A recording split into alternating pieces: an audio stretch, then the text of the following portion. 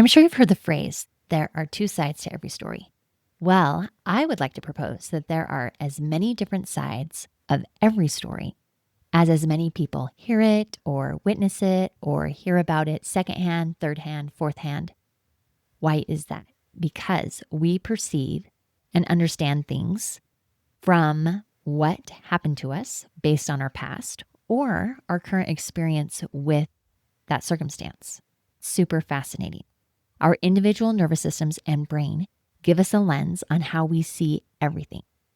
Today, we are talking about our stories, how to understand our stories, and just a little bit about how those stories might not be helping us and how maybe they could be. So listen up today to our fact versus story.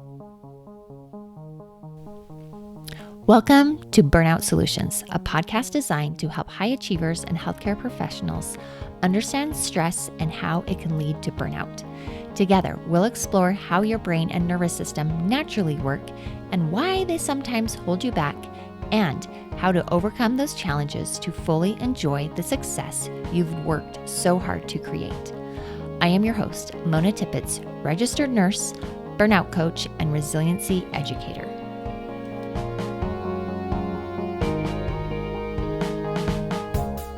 Hello, and welcome back to Burnout Solutions.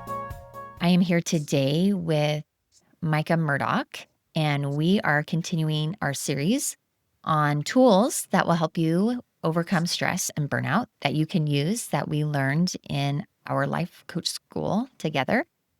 And I want Micah to just introduce himself again, if he could, in case somebody missed you last week. Sure, thanks. I'm excited to be here, Mona. It's always a pleasure to be able to work with you and collaborate. We both graduated from the Coach Firm School in the Mindful Method coaching program. And I'm really excited to be able to talk about this topic. We both have been coaches for about 3 years now.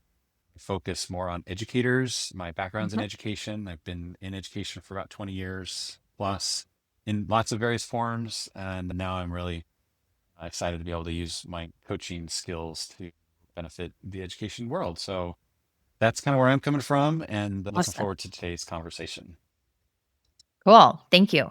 And as Micah and I have talked so much over the last 3 years, honestly, is that we both have seen stress and overwhelm and frustration and burnout in our own professions. I am a registered nurse, and I worked in the hospital and with home health and in clinics and teaching and all sorts of things in the healthcare industry. And we've just seen so much overlap with our coworkers and our work environments that we just really wanted to do this series. So last week, we talked about a mindful release. And in case you didn't listen to that one, first, I would encourage you to listen to that. But I'm just going to give a quick review about what a mindful release is. And we encouraged you to just think of a troubling situation or something that's stressful or something that was hard over the week, and just either talk out loud or write it down, and just anything that you think. Don't hold back. You write down your thoughts, your worries, your frustrations, your assumptions about what's going on, what you're feeling about it. And we are not judging ourselves. We're not assigning any meaning to that mindful release. It's just to get out our thoughts out into the universe or down on paper. And after you do a mindful release, we are going to talk to you about what to do with it. And today, we're going to talk about fact versus story. And this is a tool that we use to help us see where we're coming from, help us to become aware of our perception. And I'm going to have Micah just explain, how do we know if something's a fact or a story, and what does that even mean? Thanks, Mona. So that mindful release has been something that I've been able to use quite a bit, and even a little bit before I knew specifically what that tool was, but being more intentional with it has helped. And then, of course, as Mona said, making sure that you're being unfiltered. That's a really key element of this, because that's where you really get into all the junk, right? All the stuff that you're maybe not so proud of, or you've been hiding or sheltering.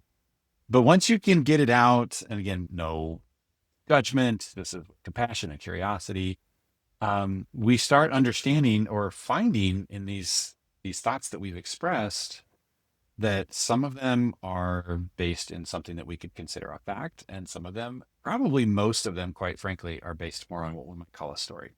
So let's talk about what the difference between those two. And it might seem pretty self-explanatory, but you might be surprised at how challenging this exercise can be.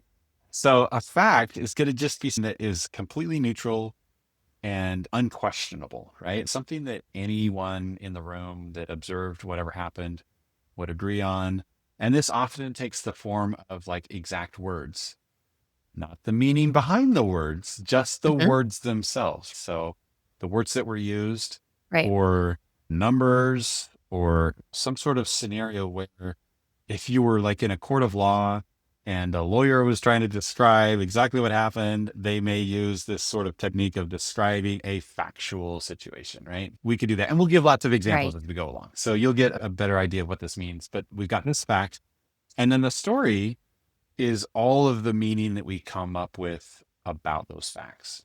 Facts are also often out of our control. It's something someone else did or someone else said. Mhm. Sometimes facts And can be internal or just related to you, and maybe you have some ability to control it. But it's like where you live and the weather and the things that someone said and the circumstances of this is my family dynamic. I'm married, I'm divorced, I have this many kids, I have a teenager that goes to school at this place. And those are all the facts, or the facts around a scenario. My daughter was driving our car and they got in an accident, right? She wrecked our car. That could be a fact, right? But there might be all kinds of meaning and story behind why she got in an accident or what was going on or what that means now that you did have this event, right? Those are the things that often Mhm. create the Mhm. emotions, oftentimes the painful emotions, and give us both positive and negative response to certain facts in life. So the meaning behind all of that fact or all of those events is what we would call story. Right. And I did health coaching for a while, and this is kind of an easy way to tell a fact versus a story, and it is the number on the Mm. scale. Like 160 pounds is simply just a number. It doesn't say anything, but everybody might have a different story about that exact same number. And I think that's an easy way to identify a fact versus a story is just a number on a scale. And if you were 260 pounds and now you're 160 pounds, that could feel like a huge victory. If your healthy, normal body weight was 120 and now you're 160 pounds, that could feel really frustrating and depressing, or, so that's one Yeah. example And I would can say help. that if 160 was the number that came up for me, I would be very concerned because I'd be emaciated and completely like probably struggling to even get up the Yes. stairs because that would not be a good number for me, in my opinion. But again, that's a story, right? Like Right. who Yeah. knows? There's probably people out there that Yes. are my age and my size that feel like that would be wonderful. So maybe Awesome. another thing Yes. to be thinking about is that stories are not right or wrong. Like they it just because Yes. it's a Uh-huh. story doesn't mean that it's wrong. Like it isn't wrong to have stories about anything. Um, it's just the meaning that we give to it. If somebody gave me a gift, that could have all kinds of meaning, right? Like the meaning could be really positive or the meaning could be really Right. negative or so having the story is not right or wrong. Yeah. It's more about the meaning that we have to apply to it. And oftentimes a story can be true or it can be untrue, right? So just because it's a story doesn't make it false. Maybe another thing to understand about it. Yes. We can't exist without making story and meaning out of our lives. We will and have to. There's no Yes. avoiding that. So the idea here isn't to eliminate stories, it's to take stories and to create them in a way that aligns with your values and the experiences that you want to have in life. And that's where sometimes Yeah. they can get really difficult to create the right stories because we could go too far with that and just bright side everything and make it like we're just ignoring all the challenges. Right. Like totally everything's fine all the time. I've got my head in the sand and nothing's ever going to worry me again. That's not necessarily Uh-huh. healthy. But on the other hand, we don't want to always see the doom and gloom in every story that we create either. So there's this idea of how can I assign meaning that's both aligned with my values and that helps me engage in a life that I want to have and as closely aligned to reality as possible, right? If my story about my marriage is Yes. completely misaligned with my wife's story about my marriage, that might create problems in and of itself, right? So we want to align with each other. So there's all kinds of ways that story can be really helpful or it can really take us in the wrong direction. But if you can't even identify the difference between a fact and a story, then you're dead in the water. You've got nowhere to go because you're trying to change things that are out of your control because you think it's a story when really it's a Yes, fact. absolutely. And or the other way around, you think I can't Yeah. control this because it's a fact when in fact it's a story and you have lots of control over it. So those are the first step is always going to be to differentiate between these two as a means of giving us then ability to take the next step. Yes. And I have to take a minute and throw the nervous system in Of there course. because you know how I am. Absolutely. And it's also interesting that your lens and your perception is very influenced by the state that your nervous system is in. So, when you Absolutely. are in a nervous system state of dysregulation, so something already made you flustered and frustrated, you actually have that lens that accentuates a fact into something that is frustrating and overwhelming and stressful. And when we separate our fact from our story, it helps us to become regulated before we actually do this. Because if we're still in fight or flight, if we're still really mad and upset and anxious about this, first of all, just getting it out does help kind of reduce that energy. It helps complete that stress cycle.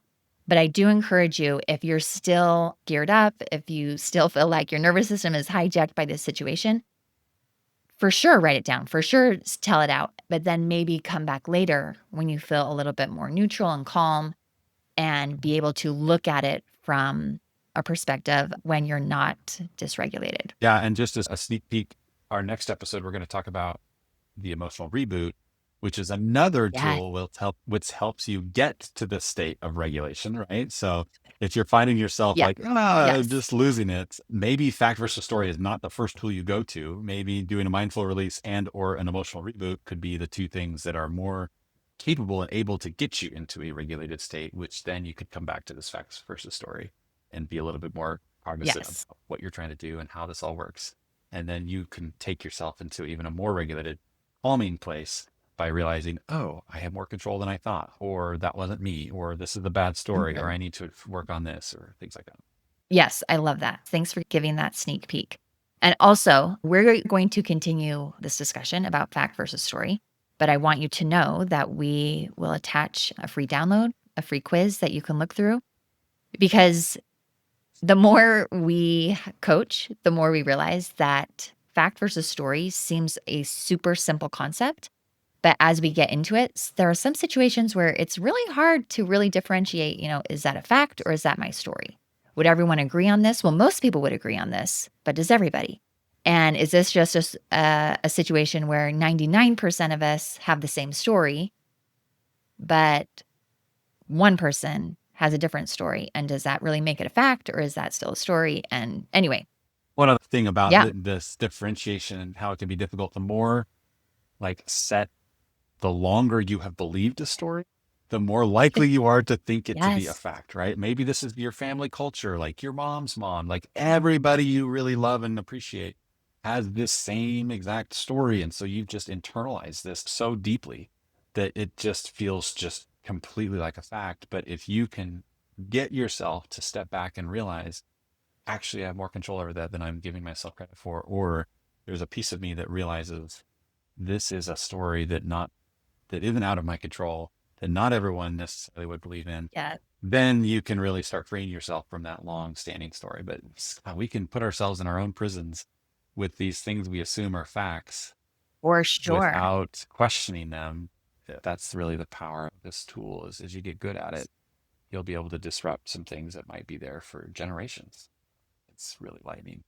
Oh, I love that point. I love that point. I've heard so many people say, well, that's just how I am. Oh, I've always been that way. Well, it runs in Right. our family. I've talked to parents who are like, "Well, none of my kids can be potty trained before 4 years old." Or just comments like that, and I'm like, "Really? Is that really a fact, or is that just something that you're choosing to hold on to, or you've been told since you were little, and so now you act that way and you prove it true every single day through that story?" Which I say this a lot, that your brain and nervous system are working perfectly, but they're not always working perfectly to help you, and this is the perfect example of how your brain really does want to prove your story true, and your brain does its best to gather evidence to prove that your stories are true. And we can internalize those stories and make them true because we believe they're true. And then we reinforce that thought pattern and that behavior pattern over and over and over again. Yeah. And this is why we love That's this right. stuff, right? Is because it's so freeing to see, actually, this is a Right. story. Yeah. So, Once you get to that point where you can l- identify something that has been a painful fact for many years, and then you realize, wait, that is a story and I do have control over it, it can be the most liberating emotional, psychological event of your life. Like it can change everything. It can change relationships, it can change your perspective, it can change things in a way that yeah.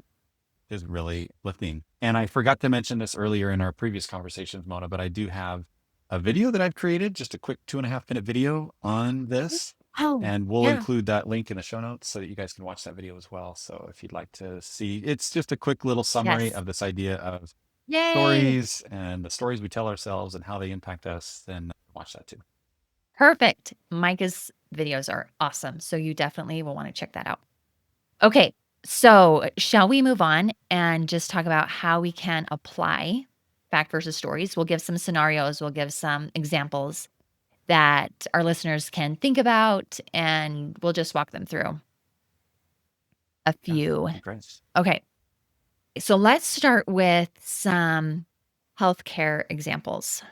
So maybe you are leaving work and your nursing supervisor says, "Hey, we're short staffed tomorrow. I know you're leaving and you stayed an hour, but tomorrow we could really use your help. And I need you to work another 12-hour shift." Mhm. So you could think, okay, is this something I want to do? I mean, you could go home being, I'm so exhausted. They always ask me first. I always step in.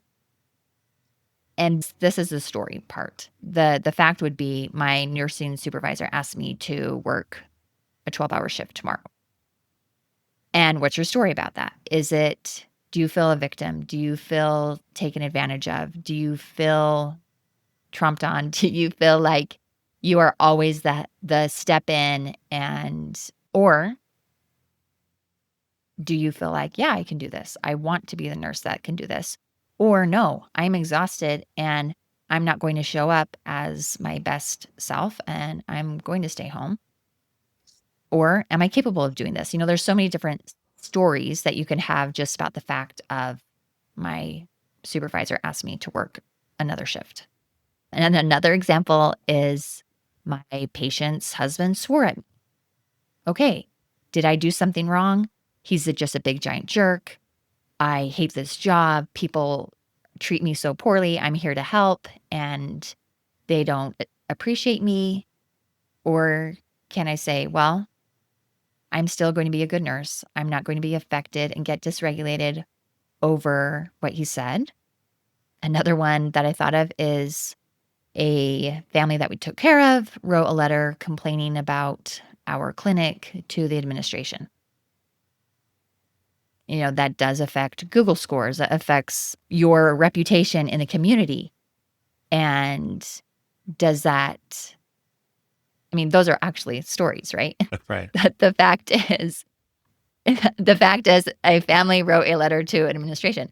What if, what if it was a letter of, oh, they were so great. They took care of us. I've got some groups that we're focusing on with these episodes are healthcare workers, teachers and educators, and then parents, because all three of those are like Yeah. super susceptible to burnout. We all have experience, the two of us have experience personally with all three of those areas, where you in healthcare, me in education, and then we're both parents.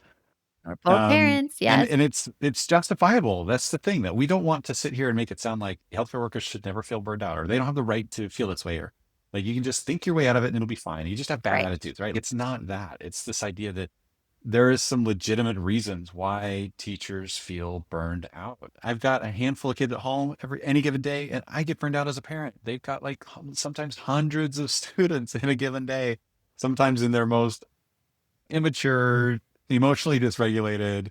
Like there's all kinds of things that teachers Mhm. are expected to do, and administrators, healthcare workers, a lot of the same thing. Maybe a teacher has that one class that's just always difficult to deal with. Maybe you're a new teacher and you think, I don't have the experience.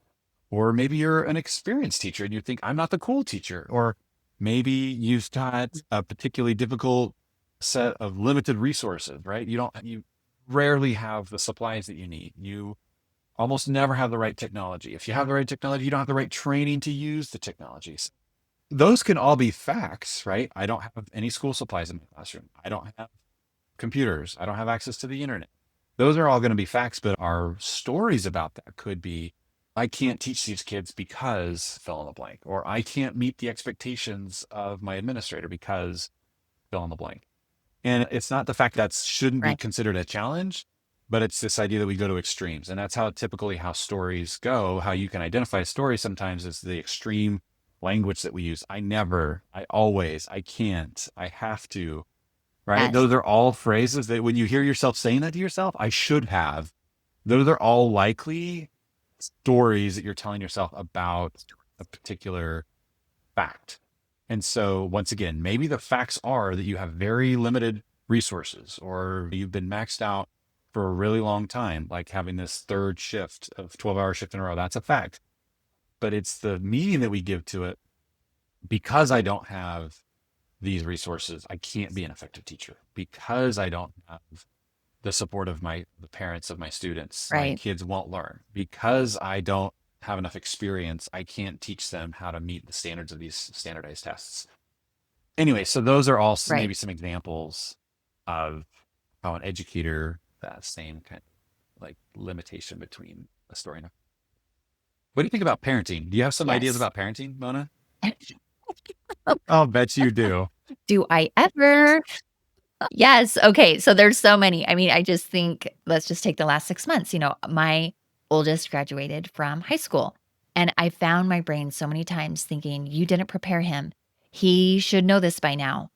Does he really want to choose this? Is this going to be his life? Is he even going to graduate?" And things like, "Why doesn't he value education?" It's really easy for a parent to see grades, for example, right? My child got a B, and some parents would be thrilled, and in some subjects, yes, that's thrilling, and sometimes it's like, "That was so easy. All you have to do is show up and do the work. Why didn't you do it? Or What does this say about your my favorite is character?" when they do the work and then they just don't hand it in. They just, oh yeah, I left it in my backpack, right? Yes. Oh, Yes, or they say, "Well, homework doesn't even matter now. It's only 10% of my grade. I'm not gonna do it," right. So, even our children have stories about homework, and then they operate on their stories, and then they tell us their stories, and then we operate off of their Yeah. stories. And even just, "Oh, my teacher was so mean to me, and this is what they said." I'm like, "Okay." Sometimes that would make me really upset. "Oh, what? Your teacher talked to you like that?" But then I think, "Well, what really happened before that? Were you being disruptive? Were you on your phone instead of paying Yes, attention?" totally. And and a lot of times, I have found that as a parent or a healthcare worker or a sister or a neighbor, I take other people's stories as a fact. And I was about, we're talking about maybe older kids, which we have, but all those older kids were younger kids at one point. And I think another thing with parenting that's so susceptible to stories and burnout is comparison to other moms, right, or other dads, like Oh, how yes. our kids perform in comparison to how other kids perform. And we don't think about that always in conjunction of the kids' abilities, but often a reflection of our parenting, right? Like we take it personally. We start Yes, thinking, absolutely. like you said, my child should be potty trained. He's 4.5 years old. Like, how embarrassing is that? Or my kid could read when he was 5. How old was your kid when they started reading? Or my Yes. kids look cool because they have the new Nikes. Or I need to get the new Nikes so my kids do look cool in comparison to other kids. Or, Yeah. just all kinds of different ways that we can feel inadequate as parents by creating these arbitrary, painful stories about comparing ourselves to others when there is absolutely no way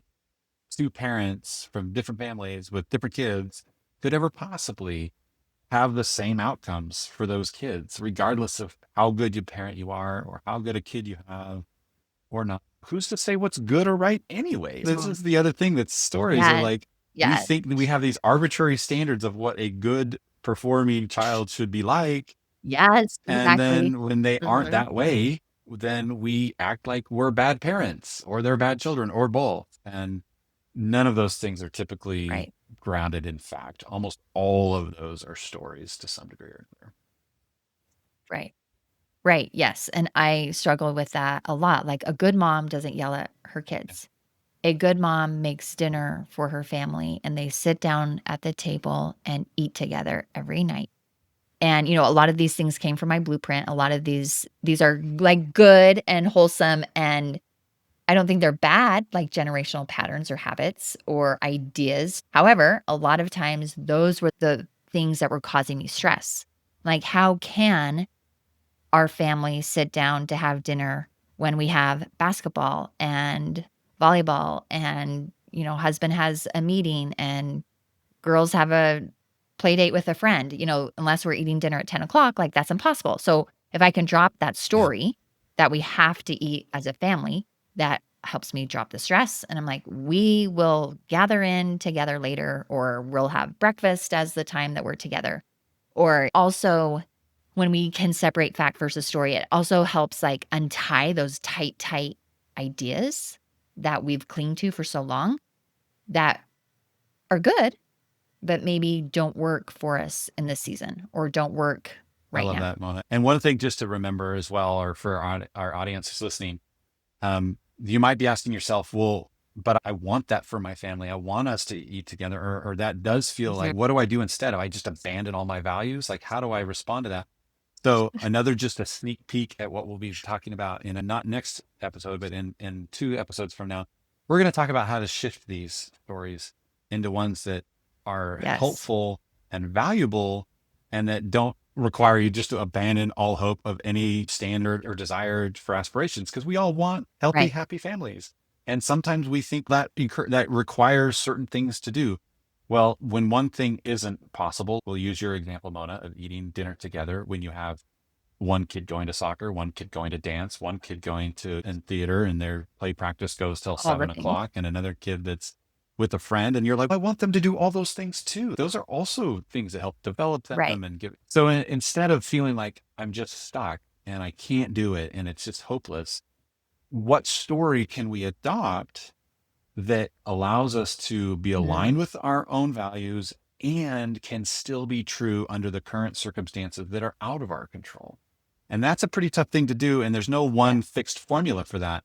But there are some really great principles that we can talk about when it comes to shifting your stories to adopt something that's a little bit more both reasonable as well as not as painful because it's out of reach or impossible for you to accomplish that story. So stay tuned for that too. It's coming and we'll talk more Yes. about how that all works together.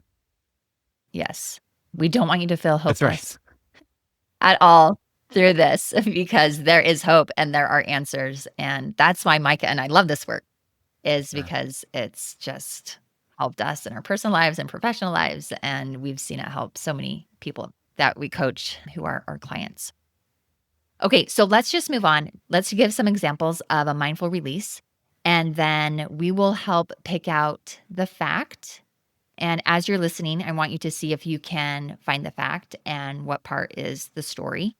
And then we'll just have a little bit discussion. These are kind of case studies per se.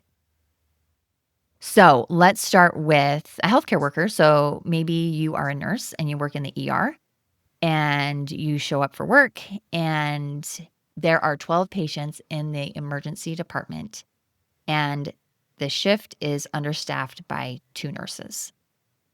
And my thoughts about it would be, this is impossible. I'm going to make a mistake. My patients won't get the care they need. I'm so overwhelmed. The management doesn't even care about us. I haven't seen anyone float in to help us. It's been like this for weeks. It's like this every single shift. I hate this. I would really love to be able to spend time working with my patients and even explain to their family why these tests are ordered and need to be done. But I just don't have the time. I'm rushing in and out. I can't even keep my words straight when I do talk. And I also hate that I had a blow up with my teenager this morning before I showed up because I tripped over her dang shoes again and I broke my toenail. I wish I wasn't the only one who cared about keeping the house clean. And guess what? Even when I show up back home, the house will even be messier. And you could go on and on and on. This is probably pretty unrealistic though, right? No So, one's ever faced this experience. oh, Yeah. never. I'm sure none of you can relate to anything like this. Wink, wink. Yes. And so this is the story. And I said the fact at the beginning, but I had 12 patients in the emergency room and the shift is understaffed by 2. So I have a lot of thoughts that maybe weren't helpful in this situation. These thoughts also create emotions in me of being stressed, of being overwhelmed, of feeling incapable. This often happens with stress and burnout is that it bleeds out into other areas of our lives. And something that can happen at home puts us in a dysregulated state, again, with our nervous system. And so even just showing up for work puts us in a more protective lens. So I want to protect my time. I'm a little defensive about what I can do, about what's expected of me. And I operate with this story, throughout the day. So the fact is the patient count and the staffing, and the story is this is impossible. The management doesn't care. And really, all of those feelings are coming from the story, not just the numbers. Because again, a number is just a number. It doesn't have emotion, it doesn't have a meaning to it. The emotions and the feelings are coming from the story of being overwhelmed. Yeah, that's good. I also did Go wanna ahead. say, Yeah. I don't know if I said this already, when we are operating from our emotional brain and our limbic system and our dysregulated part of our brain, our prefrontal cortex does not actually have the ability to come online, and we can't access our logical, our creative, our problem solving, our time management part of our brain because out of protection, our brain and nervous system are trying to protect us. And that involves seeing things in a different light. Yeah, when we're in that fight or flight biologically, it doesn't do us a lot of good to increase our survivability if we're being chased by a tiger and we're like overanalyzing everything, right? I wonder if I should Right. run faster. Like your body just goes into just autopilot, right? So this is the whole biological mechanism that we're Yes. actually fighting against because if our life is not being threatened, but we feel like it Good. is when Yeah. we're in these moments of dysregulation, then our frontal cortex shuts off and we just go into this like instinctive mode. We're just trying to just stay alive. So we can't think, but we're not in danger. And so we just do lots of dumb things. And so this is one other way, what we talked about last time, the mindful release, is another way to try to reverse that and get us back into, I'm thinking about this by pouring out my thoughts that are in my mind and just the act of trying to either verbally or by written, word review what we're thinking of, this sort of meta thinking. It helps shift that blood flow back from our limbic system back into our frontal cortex and Yes. gets us back into the driver's seat behind what we're doing. So anyway, good. I love that Love that. example. That was really great. Another thing, just using that same example, keep in mind that when you say things like the management doesn't care, maybe that's true. It probably isn't, but let's just say for a moment that is true. Just because that's true doesn't mean that has to be the story you adopt. You could adopt a Yeah. different story that's also true. And this is another thing that takes a lot of emotional regulation, a lot of emotional maturity. Two things could be different and still true, and we could choose either one. And this is more of Okay. what we're going to talk about when we're talking about shifting our stories, is that we can think of a different story that's also true, but that serves us Yeah. better than the one that we've been harping on or really focusing on. So that's just another kind of Yeah. precursor for that. I'm going to use just a quick, very brief example of maybe what a teacher might go through. Let's say you've got your star student in your classroom, regardless of what age you teach, and you're just so proud of the work that the student does. You have a good relationship with the student, but then all of a sudden you see a turn in their performance, and the third test in a row that they failed or done poorly on, and you immediately then go right to, what did I do? I must be not as effective. Like, I'm Mhm. teaching, I thought I Mhm. was teaching, the student was my validation for that. And now the student's not performing well anymore. Or maybe you have several students where, just generally speaking, you feel, man, the performance of my students has gone down. It's clearly going to be my fault. And that's a story that is Mhm. really easy to fall into. The fact being of the grade, right? So the students are, let's just talk about this one particular student. Maybe her name is Sally, and the student has been performing really well and then just got 3 bad grades in a row. And now that's the fact. What's the meaning that we're going to assign to that? It could be a host of things, but maybe we identify the story that we land on is, my teaching is gone downhill. I'm not as good as I used to be. Or I Mhm. always do this. They start off strong. And then by February, when no one wants to be in school anymore, we're all sick of winter. It's cold. It's miserable. There's nothing to look forward to like Christmas break. And we're all in this like dark place because that's just what February is. Right. We start thinking Mhm. that my teaching is slipping. And so that's that story that we could identify. But if you're not aware that story is a story and you're identifying that as a fact, Yeah. then we start feeling victim. We start feeling helpless. We start feeling like we're stuck. There's nothing we can do. I'm just a bad teacher. And that gives us a very different way to show up than a teacher who is saying, this is a story. I can do something different, or I can work on this, or this isn't me. This is something outside of my control. And being able to distinguish those two things is really Yeah. important. Yeah. Awesome. Awesome. And then for parenting, We could get a whole podcast just out of that we alone, have a right? lot. Yes. Do you remember, Micah, when I was coached at the very beginning of life coach school on screen time with my kids? It turned into like this This is huge ringing a thing. bell. It's Yes. like one of the famous ones in the library. And I have come so far. I'm so proud of myself. Good job. But I found out that day again that I'm not the only parent that struggles with screen time. Of And course. so I thought of an example with screen time. So if any of you deal with screens and your kids, you may relate to this. Maybe it's time for dinner and you've already given the 5-minute warning. Hey guys, Fortnite time is over. Is Fortnite still a thing? I don't even know. It was back I'm then. sure it is. My kids have kind of aged, so maybe they don't play it anymore. I don't know. But Fortnite is over in 5 minutes. It's time for dinner. And then 5 minutes comes. I'm like, "Okay, let's eat." Trying to be as nice and cheerful as I can, and then we turn off the game, and I have 2 boys. "You obviously hate us. You won't even let us finish this game." And they storm out of the room. Okay? So, Ouch. kid is frustrated. I'm frustrated. The fact is they s one or both, "You obviously hate us." After I set a screen time limit. And so my thoughts often went to, I am a terrible parent. My children hates me. It doesn't matter what I say, it will be wrong. They are always dysregulated. I can never say something right.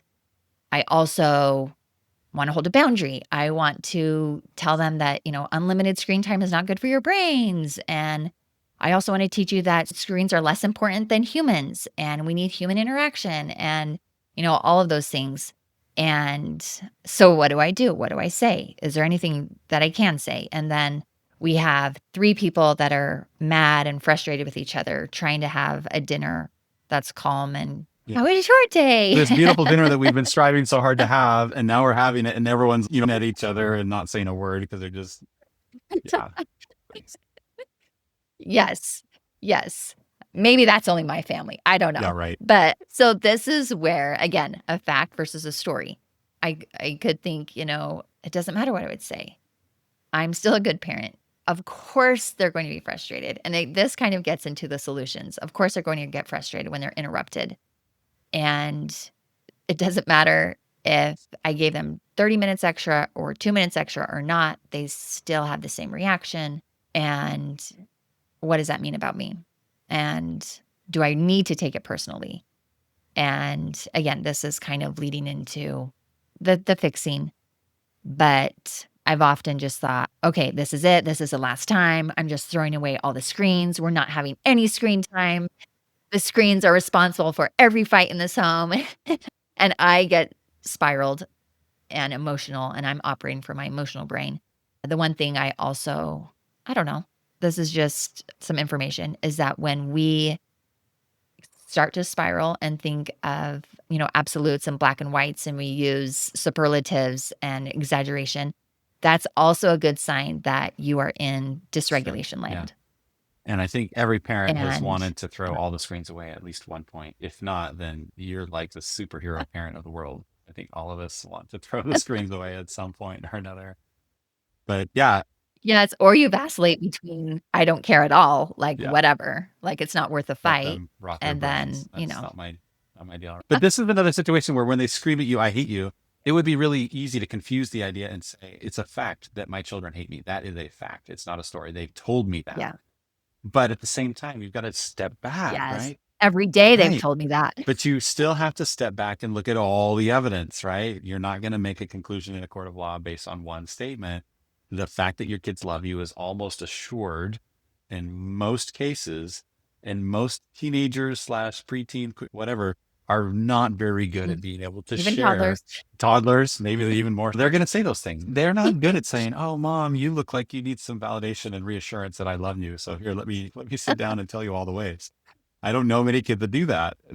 But they Right, will do the opposite. But we right. have lots of evidence that they don't hate us, even if we have some evidence that shows that they do. So that's another way that we can really challenge this idea of, is this a fact or a story? Even if we're hearing the words itself, we could still say, I don't know that they know what they're saying, or I have other evidence that Yes. contradicts that. So what do I do with these two? And then we get to decide. We get to decide on what Mhm. story we're going to adopt. And again, we'll talk more about strategies on that next time. Yes. Okay, so let's just, yeah, Okay. wrap up. So again, when we separate fact versus story, we wanted to let you know that we're not really changing our thoughts to feel better superficially. We really do want to help you mindfully choose the thoughts that will help you show up as your best self. I like to ask my clients, who do you want to be right now?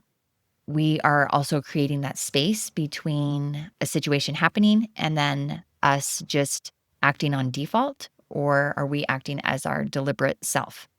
And again, we are going to teach you how to change that story. And this work is just amazing. We just love this. We were having a conversation earlier just in our own personal lives. I have seen growth in myself over the last 3 years about how much I have seen growth even in the people around me. Our lingo has changed. We use like regulated, dysregulated. My husband called me out the other day. He's like, "You're telling me a story as if it were a fact, and I'm not going to change. Good for him. That's great. I'm not going to change what I'm going to do based on this story that you heard from this person and their Nice. experience, because that's not a fact." I And love that. anyway, we've just come Yeah, come a long for way, sure. right? And so, We've come a and long way. my closing thought on this is just to remember that your stress, your burnout, your suffering, they aren't inherently caused by the objective facts of your life, but by the stories that we tell about Yes. ourselves, right? Like that, the objective facts are the part that we cannot control, and that does not determine whether or not we feel suffering or burnout. It's the stories that we tell, the meaning that we give to those objective facts, that is the source of all of our pain and suffering, and at the same time all of our joy and happiness. So it's both bad news and Yes. good news, right? The good news is we have control over that. And so that's the whole trick of identifying between facts and stories.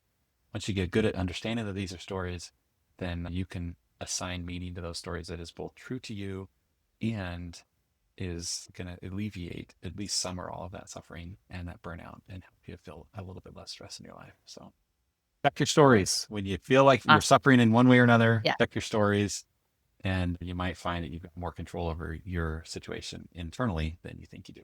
Yeah. Awesome. Cool. Okay. Well, just to let you know, check the show notes. We're going to have a download for a little quiz. on how you can help get some practice of fact versus story. And throughout this week, the challenge is ask yourself, is this a fact? Is this a story? Is this just my perception? And it's just a really fun thing to do with your family and your friends and your coworkers. And next week, we're going to talk about the emotional reboot.